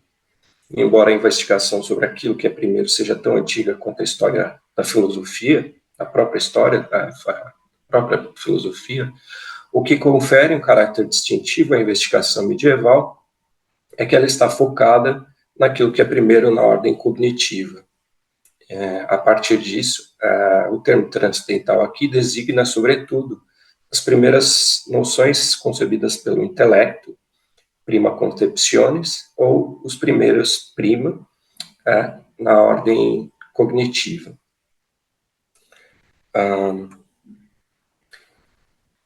Cito aqui novamente o Hertzen, que se refere à Suma de Bono, de Philippe Chanceler, já foi mencionado, né? E aqui cito: no que pode ser considerado como a primeira consideração sobre os transcendentais, as 11 questões introdutórias da Suma de Bono, de Philippe Chanceler, o termo transcendente ainda não é utilizado. Ente, verdade e bom, são chamados os prima, os primeiros. E os transcendentais são os primeiros no sentido de que essas noções são primeiramente concebidas pelo intelecto. No século XIII, eles são referidos, portanto, como prima intentionis, prima conceptionis, prima impressionis ou prima intelligible. Fim de citação. Desse modo, pode-se considerar que a investigação medieval assume um caráter de investigação sobre os princípios e fundamentos do conhecimento. Nesse sentido, pode-se destacar a influência de Avicena para o pensamento do período. Segundo o Hertzen, os ensinamentos desenvolvidos por Avicena sobre as primeiras noções do intelecto, cito, tiveram um imenso impacto na filosofia latina, cativando pensadores medievais como Tomás de Aquino Henry de Gant e João Duns Scotus. Eles não somente adotaram a doutrina de Avicena, mas a desenvolveram de um modo crítico e produtivo. Fim de citação. No que diz respeito a uma doutrina dos transcendentais na Idade Média, e mais especificamente em relação à influência de Avicena para o pensamento de Tomás de Aquino, podemos destacar, por exemplo, o seguinte excerto do primeiro artigo da questão 1 de De Veritate, no qual indaga-se sobre o que é a verdade, quid est veritas. Segundo Tomás, cito, respondo dizendo que, assim como nas demonstrações, sicut in demonstrabilibus, quando se investiga o que é qualquer coisa, e está investigando quid est unum quodque, deve-se fazer uma redução a alguns princípios por si notáveis pelo intelecto, oportet fieri reductionem in aliqua principia per se intellectui nota. De outro modo, em ambos os casos, ir-se-ia ao infinito, infinito ietur, e assim toda a ciência e o conhecimento das coisas pereceria, pereret omnium scientia et cognitio rerum. Contudo, aquilo que o intelecto primeiro concebe, illum autem quod primo intellectus concipit, como o mais notável, quase notíssimo, e no qual resolve todas as concepções, em quod conceptionis omnes resolvit, é o ente, como diz Avicena no princípio de sua metafísica. Ut Avicena dicit et principio sua metafísica. Fim de citação. Acerca desse excerto, pode-se notar, em primeiro lugar, que Tomás apresenta uma analogia, pode ser identificada pelo uso de assim como, ou sicut, entre duas ordens da ciência, a ordem da demonstração e a ordem da definição, na qual investiga-se o que efetivamente alguma coisa é. Ademais, pode-se notar que, quando se investiga sobre alguma coisa, tanto a ordem da demonstração quanto a ordem da definição devem ser reduzidas a certos princípios. Isso não significa, entretanto, que sejam os mesmos princípios tanto para a demonstração quanto para a definição, mas sim que, de modo análogo, o que diz respeito ao conhecimento de algo, seja esse conhecimento por demonstração ou por definição, deve-se fazer, em ambos os casos, uma redução a princípios fundamentais. Princípios esses aos quais cada uma das duas ordens, separadamente, deve obedecer ou submeter-se. Caso contrário, não é possível falar em conhecimento. Ainda acerca desse excerto, pode-se notar também que tais princípios, por sua vez, não podem estar sujeitos eles mesmos a princípios anteriores, mas devem ser, por si, notáveis pelo intelecto, per se intellectui nota. Se tais princípios estivessem sujeitos eles mesmos a princípios anteriores, e esses, por sua vez, a outros princípios mais anteriores, e assim sucessivamente, ir-se-ia ao infinito, infinitum iretur. Nesse caso, não seria possível estabelecer qualquer tipo de princípio que servisse como fundamento ou base para a ciência e para o conhecimento. Ou seja, no caso de uma redução ao infinito, a falta de qualquer princípio que servisse como fundamento conduziria ao fim de toda a ciência e conhecimento das coisas. Sic pereret omnium scientia et cognitio rerum. Ainda sobre esse mesmo excerto do De Veritate, pode-se notar também que, para Tomás, no que diz respeito à ordem da definição, na qual investiga-se o que efetivamente alguma coisa é, todas as concepções do intelecto são reduzidas ao ente, no qual o intelecto resolve todas as concepções, in quod conceptionis omnes resolvit. Isso significa que sempre que se quer definir o que efetivamente alguma coisa é, o ente deve estar incluído, de algum modo, na definição dessa coisa. Assim, no procedimento de redução das concepções do intelecto aos seus princípios, o ente surge como o mais notável, notíssimo, e como aquele que o intelecto primeiro concebe. Illud autem quod primo intellectus concipit. Assim, pode-se notar nesse excerto de Veritate que, no que diz respeito à ordem das definições, tanto para Tomás como para Avicena, citado nominalmente, o termo final do procedimento de redução é o ente, no qual o intelecto resolve todas as suas concepções. Contudo, em sua analogia entre a ordem das demonstrações e a ordem das definições, Tomás deixa claro que em ambos os casos deve-se fazer uma redução a princípios fundamentais, os quais, por sua vez, não podem estar eles mesmos sujeitos a outros, mas precisam ser, por si, notáveis pelo intelecto.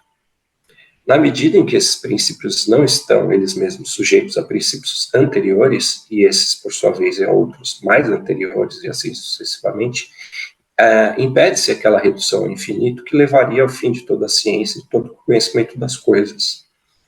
E, portanto, pode-se dizer que, nessa medida, que para Tomás um dos pontos centrais é a necessidade de uma investigação sobre princípios que fundamentem a ciência e o conhecimento.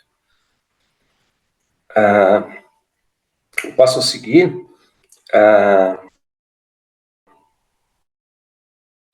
para a consideração de um excerto do 5º capítulo do primeiro tratado do livro sobre a filosofia primeira, ou ciência divina, conhecida como a Metafísica de Avicena, na qual se trata sobre a atribuição da coisa, res, e do ente, entes, sobre suas primeiras divisões. De exsignatione rei et entes et deorum primis divisionicus ad hoc ut exciteris ad intelligentiam eorum.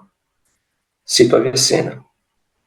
Dizemos, portanto, que a coisa, res, o ente, ens, e o necessário, necesse, são tais que são imediatamente impressos na alma na primeira impressão. Tale assunto quod statim imprimuntur in anima prima impressione, a qual não é adquirida a partir de outras mais notáveis do que ela, quae non acquirintur ex aliis notoribus se, assim como o assentimento, sicut credulitas, que possui primeiros princípios, quae habet prima principia, dos quais ele mesmo provém por si, ex quibus ipsa provenit per se, e é diferente deles, mas por causa deles. E est alia habeis, sed propter ea. Pois, a não ser que o que é significado pela palavra tenha primeiro adentrado sobre a alma, ou a não ser que tenha sido compreendido, nisi prius subintraverit animum, vel nisi fuerit intellectum quod significatur per verbo, não será possível conhecer aquilo que é significado por ela, non poterit cognosci id quod significatur per illa. Sobre esse excerto, pode-se notar, em primeiro lugar, que a coisa, res, e o ente, entes, além do necessário, necesse, são tais que são impressos imediatamente na alma por uma primeira impressão, e que não são adquiridos a partir de outras mais notáveis que si. Nessa medida, coisa, ente e necessário são caracterizados como primeiras impressões da alma, e como impressões que não são adquiridas a partir de outras mais notáveis, ou seja, como impressões que são, ao mesmo tempo, adquiridas por si mesmas, per se, e não a partir de outras, isto é, por algo outro, per aliquid aliud, e como as mais notáveis, notiores. Ainda sobre esse mesmo excerto, pode-se notar também que Avicena apresenta uma analogia, também identificada pelo uso de assim como, sicut, entre aquilo que é impresso imediatamente na alma, por uma primeira impressão, ou seja, a coisa, o ente e o necessário, e os primeiros princípios, prima principia, do assentimento, credulitas. Ademais, pode-se notar que, segundo Avicena, o assentimento possui primeiros princípios, credulitas habet prima principia, a partir dos quais ele mesmo provém por si, ex quibus ipsa provenit per se. Entretanto, o assentimento e os primeiros princípios dos quais ele provém não se confundem. Isso é, o assentimento ele mesmo é algo outro, diferente de seus primeiros princípios. Todavia, é a partir desses primeiros princípios, ou em consequência desses primeiros princípios, que surge o assentimento. Nesse sentido, o assentimento obedece ou submete-se àqueles primeiros princípios, pois, na medida em que o assentimento ocorre em consequência deles, propter ea, pode-se atribuir àqueles primeiros princípios a função de causa. Essa relação entre o assentimento e seus primeiros princípios, portanto, pode ser compreendida como uma relação de causalidade, isto é, como uma relação de causa e efeito. Desse modo, pode-se dizer que o assentimento decorre ou deriva daqueles primeiros princípios, pois, embora seja algo outro que surge por si, é algo que ocorre a partir deles e em consequência deles. Do mesmo modo, pode-se dizer também que esses primeiros princípios, na medida em que eles mesmos não obedecem ou submetem-se a outros, podem ser considerados como princípios verdadeiros em si mesmos, causando por sua vez assentimento a todas as demais proposições deles derivadas. Nessa medida, esses primeiros princípios devem estar contidos de algum modo em todas as proposições deles derivadas, as quais, por seu tudo, podem ser a eles reduzidas. Ademais, Avicena afirma que, a não ser que o que é significado pela palavra tenha primeiro adentrado sobre a alma, ou a não ser que tenha sido compreendido, não será possível conhecer aquilo que é significado por ela. Isso significa que a apreensão do que é significado pela palavra e a compreensão de seu significado precedem o conhecimento daquilo que é aprendido. Ou seja, sem intelecção de algo e sem algum tipo de princípio de significação, não é possível falar em conhecimento, o que torna necessário, para que se possa falar sobre o conhecimento de algo, que haja tanto um processo que leva à intelecção daquele algo, quanto algum tipo de princípio de significação. Assim, Avicena parece indicar que certos princípios são condições sine qua non para o próprio conhecimento em geral. Se, contudo, a analogia apontada entre aquilo que é impresso imediatamente na alma por uma primeira impressão, ou seja, a coisa, o ente e o necessário, e os primeiros princípios do assentimento procedem, então, do mesmo modo, coisa, ente e necessário podem ser igualmente considerados como primeiros princípios, embora não como primeiros princípios do assentimento. Relativamente a tal analogia, esse excerto do capítulo 5º do primeiro livro parece indicar não só que essa analogia procede, como também que ela se torna ainda mais ampla.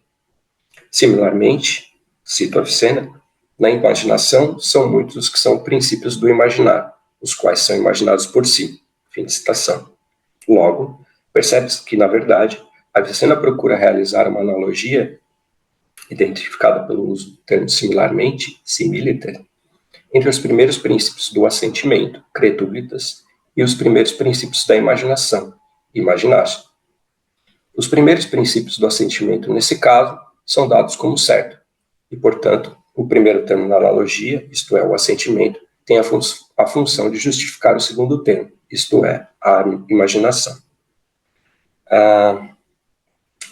O que Avicena sustenta, de modo geral, é que há duas ordens do conhecimento: a ordem da imaginação, imaginatio, relativa aos conceitos, e a ordem do assentimento, credulitas, relativa às demonstrações. O que ele argumenta é que, assim como a ordem do assentimento respeita ou submete-se a certos princípios primários, verdadeiros em si mesmos, que não dependem de outros mais anteriores e que garantem a verdade das proposições deles derivadas, também a ordem da imaginação deve respeitar ou submeter-se a certos princípios primários, os quais, por sua vez, são princípios princípios por si mesmos, que também não dependem de outros mais anteriores, os quais garantem todos os conceitos deles derivados.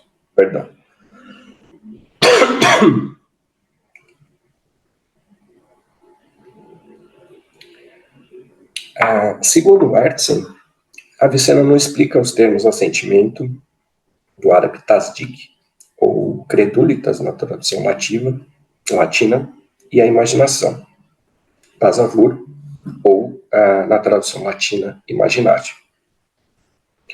Mas aponta que, em relação a esses dois termos, Algazel, que era considerado na Idade Média um fiel estudante de Avicena, fornece em sua lógica uma descrição. Cito: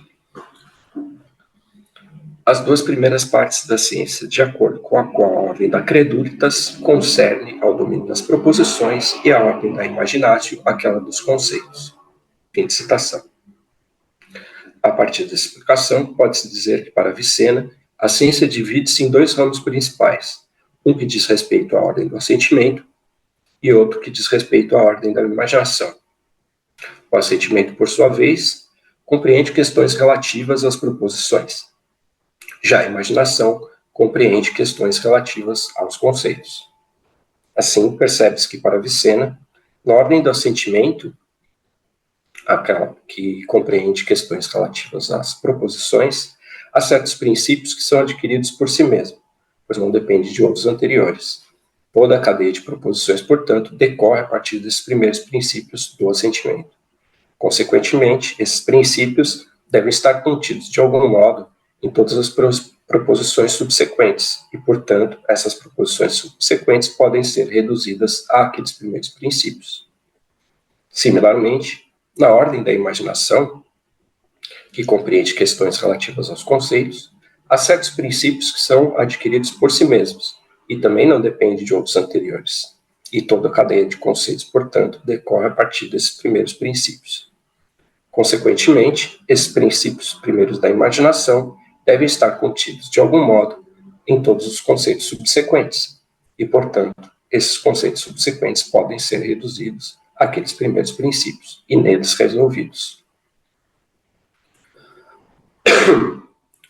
Nesse sentido, segundo Hertzen, cito, a analogia que Avicena tem em mente consiste na afirmação de que em ambas as ordens é necessário realizar uma redução a primeiros princípios, que são conhecidos por si, per se, assim como há primeiros princípios conhecidos através de si mesmo, no reino ou esfera do assentimento, assim também há no reino ou esfera da concepção princípios que são conhecidos per se e não requerem qualquer concepção anterior.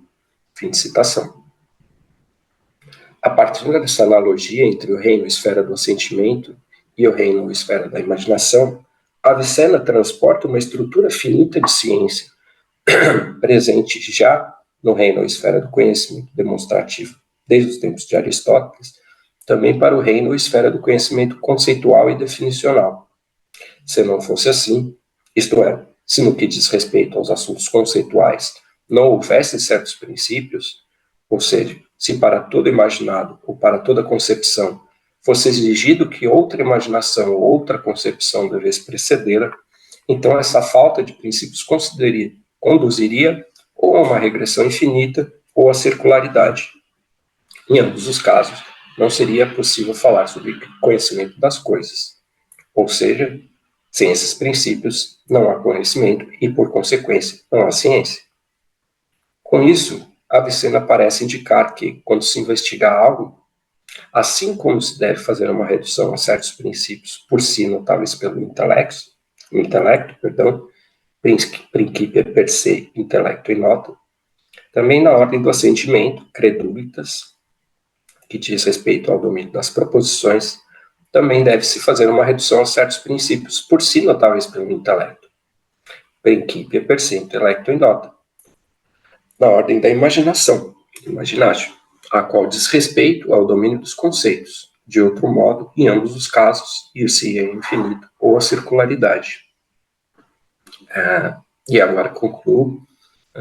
Nessa medida, espero ter exposto que aquele pensamento central de Tomás, que afirma que a falta de princípios conduz ao infinito e, consequentemente, ao fim de toda ciência e conhecimento, e esse pensamento central de Avicena, a saber que a ciência e o conhecimento possuem uma estrutura finita, isto é, que a ciência e o conhecimento necessitam ou exigem certos princípios, sem os quais existia o infinito e conhecimento, e, consequentemente, ao fim de toda a ciência, parecem concordar.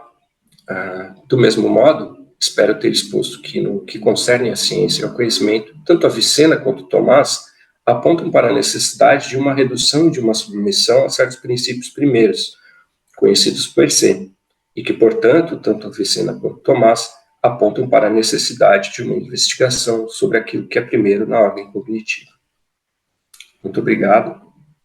Passo a palavra ao professor Matheus. Obrigado, Tiago.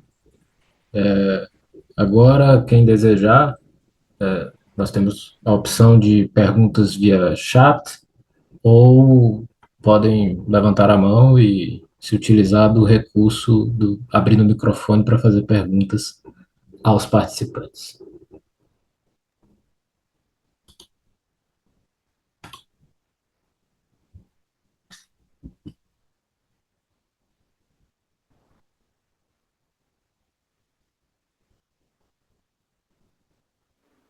Mateus, Pois não. posso fazer uma pergunta enquanto Claro. você também tocou no. Só está dando eco, Márcio. Tá estranho. Obrigado. Você também tocou no tema da noção do appropriator no Tomás de Aquino, né? No comentário e sentenças de Pedro Lombardo.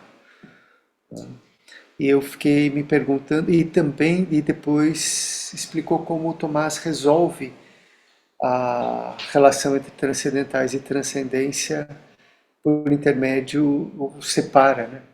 Por intermédio da noção de participação. Mas eu fiquei me perguntando se essa solução da participação não cabe quase como uma luva na solução do Philippe Chanceler também. Porque quando ele usa essa noção de apropriação para dizer que, por exemplo, o bem é mais apropriado à transcendência do que a criatura, né? E por isso, no âmbito da transcendência, se diz do bem que é sumo bem, e no caso da criatura, que é um bem em vista da sua, enfim, em vista da sua condição finita, né? Me parece claramente que o que ele está fazendo é um raciocínio muito próximo a essa noção de participação do Tomás. Porque participação deve ser entendido, no meu entender, no sentido lógico, e não no sentido, enfim, platônico, alguma coisa do gênero. Então, se for isso, o que você acha? Assim, não parece que os dois estão numa chave muito próxima de interpretação? Embora, no caso do Felipe, ele não explicite o tema da separação. Parece que ele o faz de qualquer maneira. Eu concordo, eu tendo a concordar, Márcio, até porque me parece que a carga platônica que é dada à participação em Tomás deveria ser mais ponderada, levando em consideração que a fonte tomásica é Boécio. E a definição de participação em Tomás é a definição do comentário ao Debdomáticos, lição 2, ou seja, participar como se fosse tomar uma parte. E a discussão dada por Tomás nessa lição 2 é uma discussão no âmbito predicativo. Então, o exemplo de Deus é bom, Deus é bem, Sócrates é bom, ou seja, Sócrates participa da bondade, é presente tanto na questão de Veritate 21 quanto no Código Libertal 2, salvo engano. Então, ou seja, é uma justificativa da participação para marcar em termos predicativos a diferença entre a divindade e as criaturas, mas também uma certa semelhança em termos predicativos, que talvez se aproxima muito do que você apresentou com relação ao Philippe Chanceler, né? Daquilo que é comum e daquilo que é apropriado. Ou seja, um não anula o outro, um não exclui o outro, mas há uma certa gradação que é dada no terreno predicativo, muito mais do que uma espécie de participação mais clássica, né? Platônica. Eu penso que seja por aí. Talvez, e aí eu de fato aprendo mais lendo as suas pesquisas sobre Philippe Chanceler, porque eu não sei se, por Boécio ser muito próximo, uma fonte muito próxima do século XII e do início do século XIII, talvez seja uma fonte comum, né? Esses termos, usar a participação para justificar diferenças e semelhanças no terreno predicativo quando se trata do Criador e das criaturas, né? Então, eu iria por aí também, eu concordo contigo. Obrigado. Matheus. Carlos levantou a mão. Pois não, Carlos. Eu estava pedindo para o Márcio cortar o microfone dele aqui, senão ia dar eco, que a gente está na mesma sala. Pergunta para o Márcio. Márcio, tem um certo tempo que você lida dos textos do Felipe Chanceler, eu também lido com eles, e sempre me chamou a atenção no prólogo da Suma de Bono, o fato dele falar sobre a ausência de conhecimento dos princípios leva a um naufrágio. E você traz no seu trabalho, na sua pesquisa, um naufrágio sobre os princípios da fé, e o que faz total sentido, porque ele escreve a Suma de Bono tentando combater a dita heresia dos maniqueus. Existe algum momento depois que ele vai desenvolver uma abordagem um pouco mais intelectual sobre o naufrágio de algum princípio também ligado aos princípios intelectuais, aos princípios da ciência, tirando aquela abordagem estritamente da fé e fazendo uma abordagem que faça uma divisão. Cito como exemplo, um exemplo já repisado, falado e trefalado do Demitatis Intellectus, Tomás de Aquino, onde faz a divisão muito clara, né, o erro da fé e o erro do intelecto, né, que um é mais grave que o outro, né, ele coloca o erro do intelecto como um erro mais grave do que o erro sobre a fé. É possível notar algum elemento desse em Felipe Chanceler? É só isso, obrigado.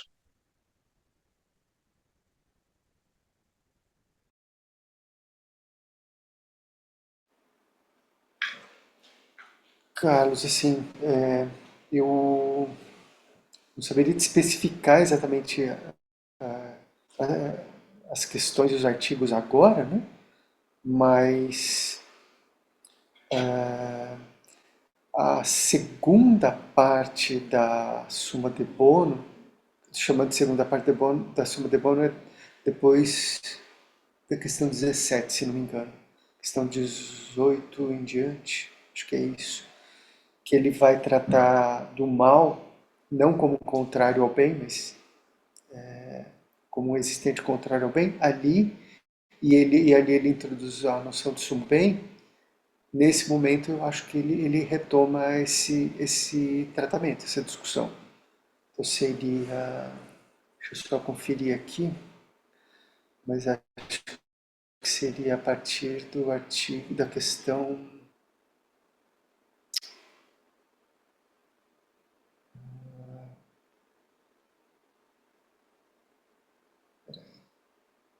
Não, não é 18 não, da questão 12. A partir da questão 12, que ele faz isso, que começa a chamar de segunda parte.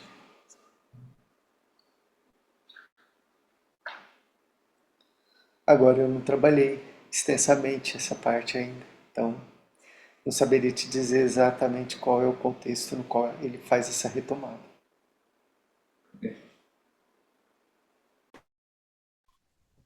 Maravilha. Mais alguma pergunta, gente? Algum comentário?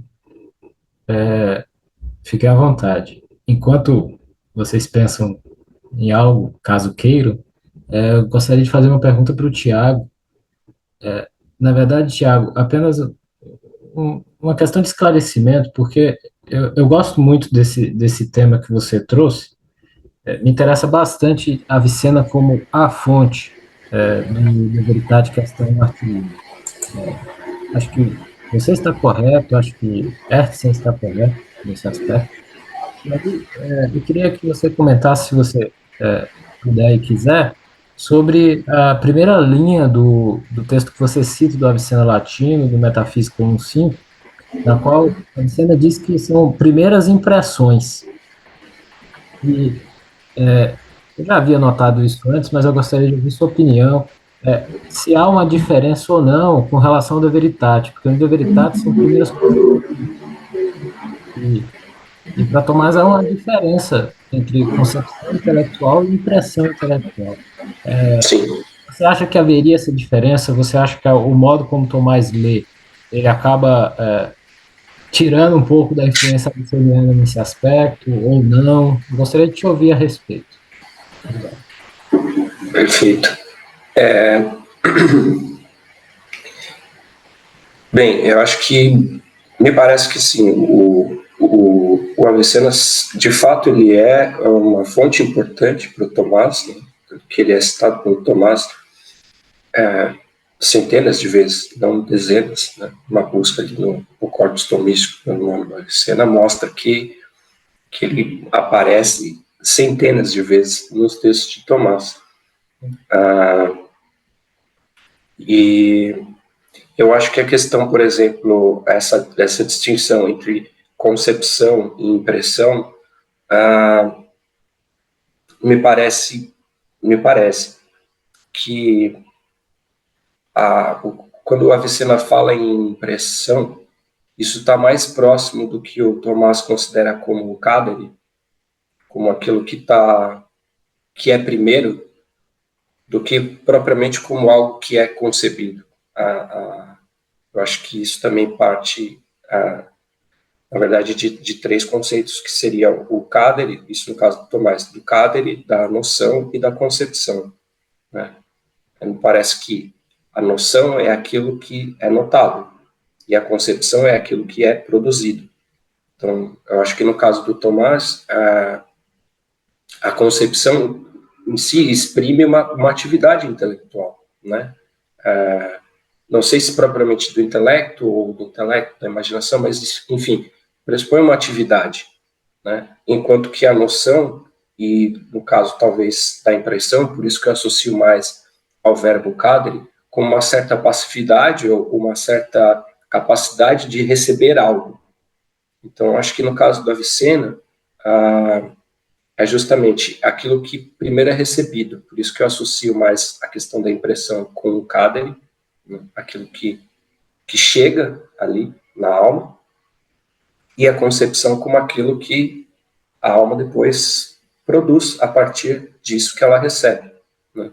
Eu acho que no Avicenna, isso, pelo menos nesse princípio do capítulo 5, não é algo que ele desenvolve. Ele vai falar da imaginação, ele fala da concepção e ele fala de impressão.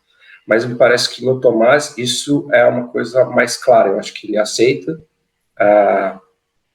o que o Avicenna está dizendo ali, mas ele faz algumas ressalvas, como, por exemplo, há algo que o intelecto recebe, mas há algo que o intelecto produz.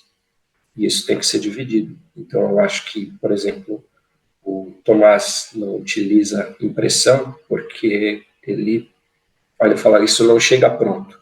Eu recebo alguma coisa, mas eu trabalho intelectualmente isso e formo um algo a partir disso. E aí, propriamente, seria uma concepção do intelecto, né? E não uma impressão que já chega formulada. Então, eu acho que nesse sentido, o Tomás ele nem se afasta totalmente da Avicenna e rejeita, mas também ele percebe que tem uma distinção entre aquilo que, que é recebido e aquilo que é produto, né? Que seria falar que se o intelecto só recebe, ele não tem uma capacidade produtiva, ele é sempre passivo em relação ao que lhe é apresentado e não ativo também em relação a isso. Eu acho que a noção de concepção no Tomás, ela exprime isso também, de que o intelecto tem uma atividade nesse processo.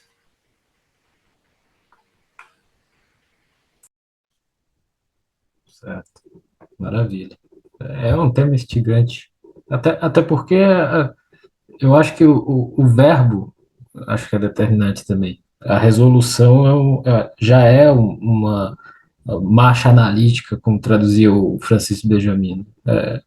O De Veritate não é um texto sobre a primeira coisa que nos acontece quando éramos crianças, por exemplo, né?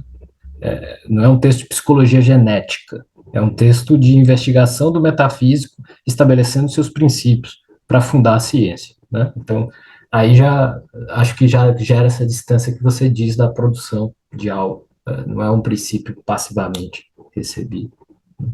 Obrigado. Alguém mais?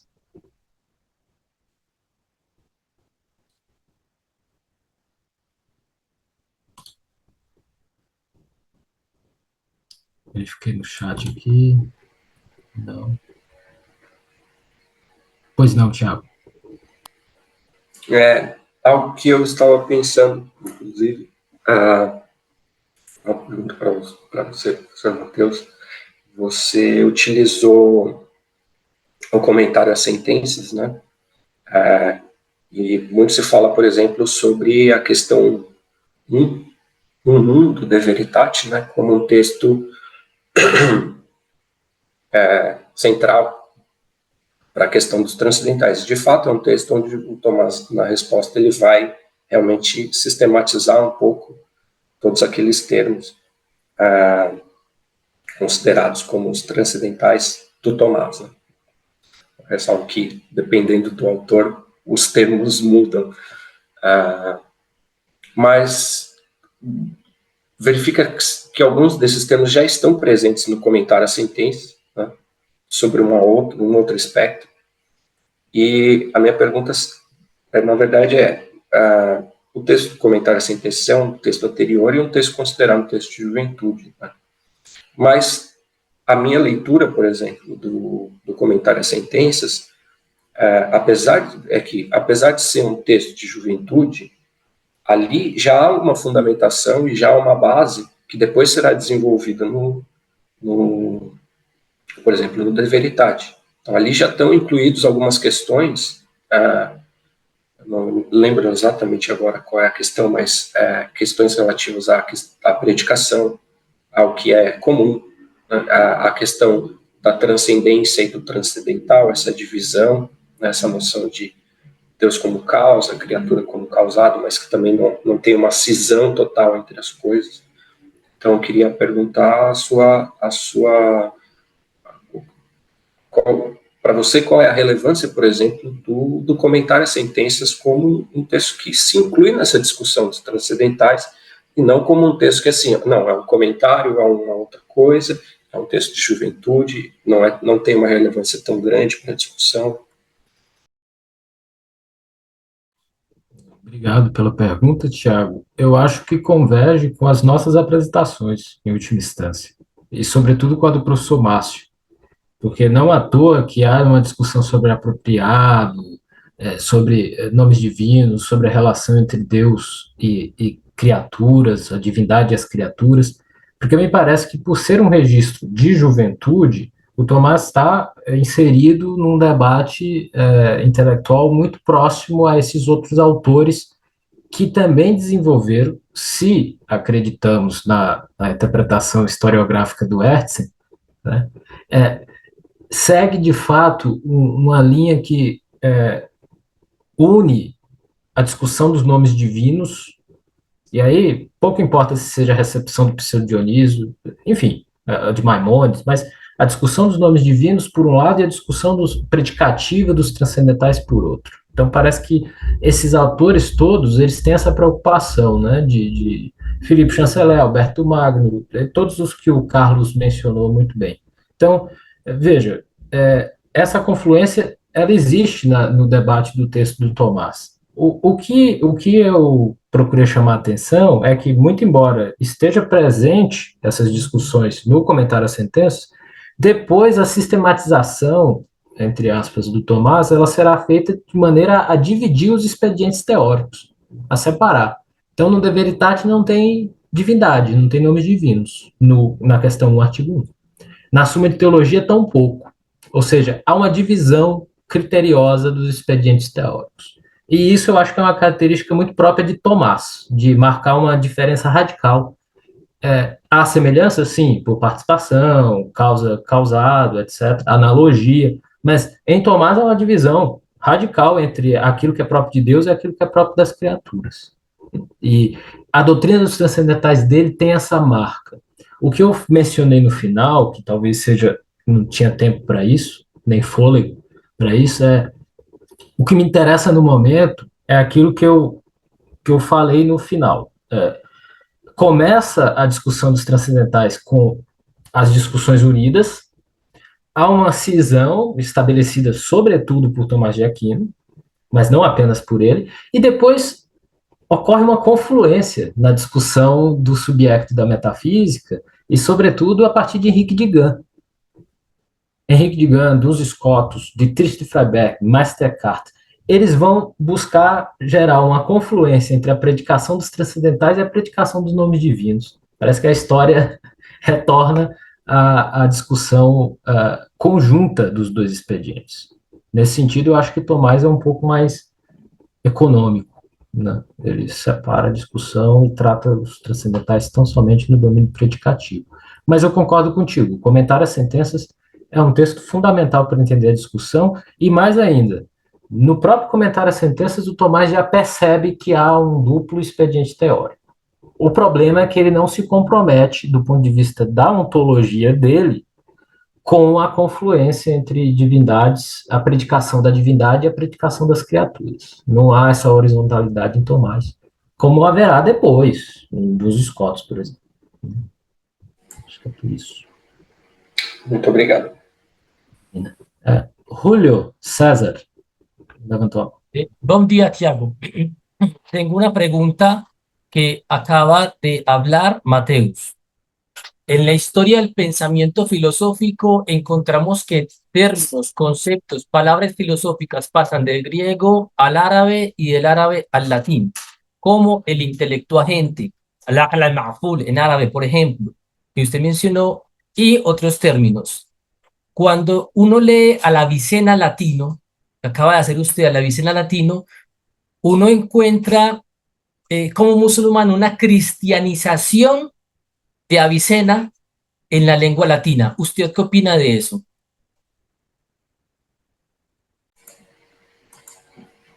Não,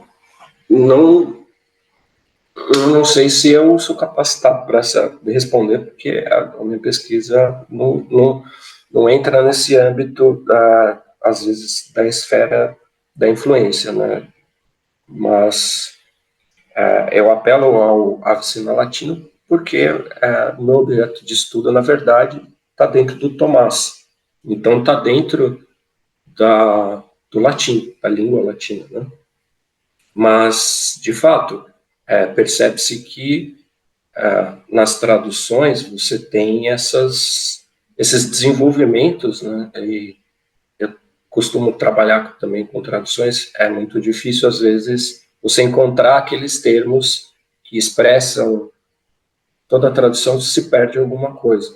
Mas é possível identificar, apesar de, às vezes, você não ter exatamente um termo que expressa identicamente, mas é possível identificar através da utilização desse termo ao que ele se refere e ao modelo que ele está construindo, né? Então, é possível que haja uma espécie de cristianização do que se passa no texto do Avicena, né? Percebe-se, inclusive, que nas traduções que são diretamente do árabe, por exemplo, para o inglês, a tradução do Marmura, que é uma que eu utilizo também, há algumas diferenças, né?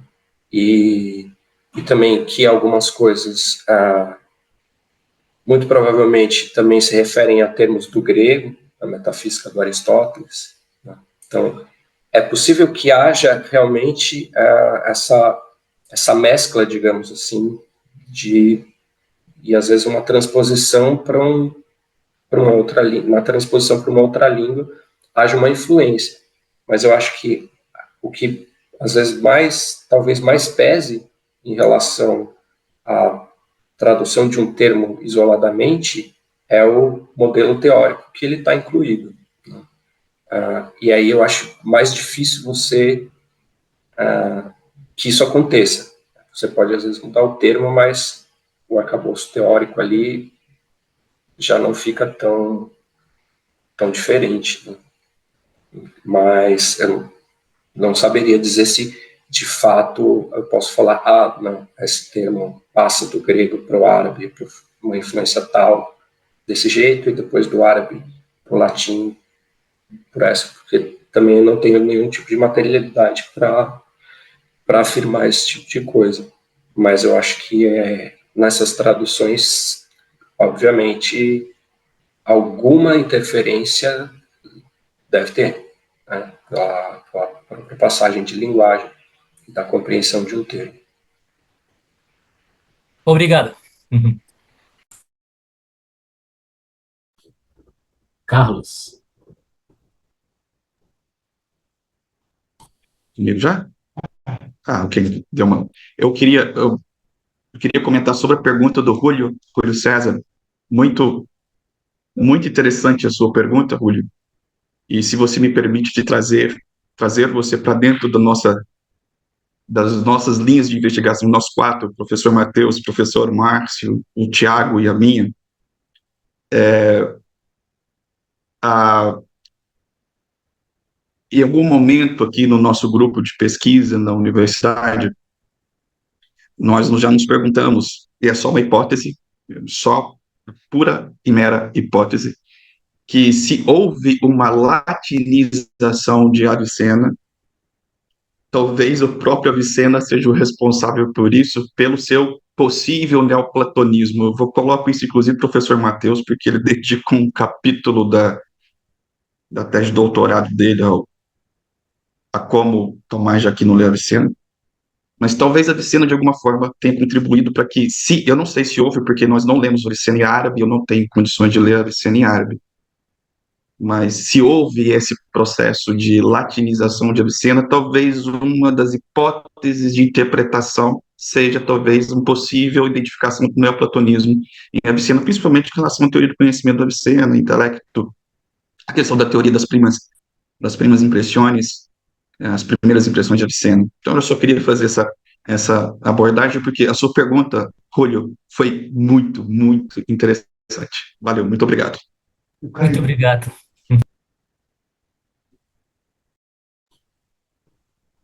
Alguém mais? Matheus, o Márcio caiu aqui. Ver se ele consegue entrar de novo. acompanhando. Ele vai acompanhar aqui da minha tela. Tá bom. Alguém mais deseja fazer alguma pergunta, observação?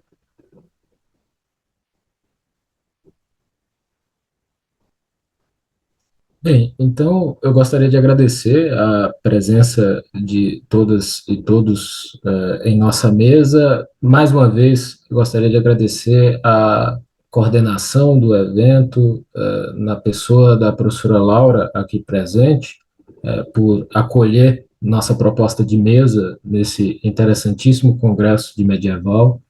E, enfim, espero que nos vejamos em outras oportunidades para continuar discutindo temas que, pelo menos para nós quatro, muito nos interessam, que são as doutrinas, por isso no plural, porque são várias, as doutrinas medievais dos transcendentais. Então, muitíssimo obrigado e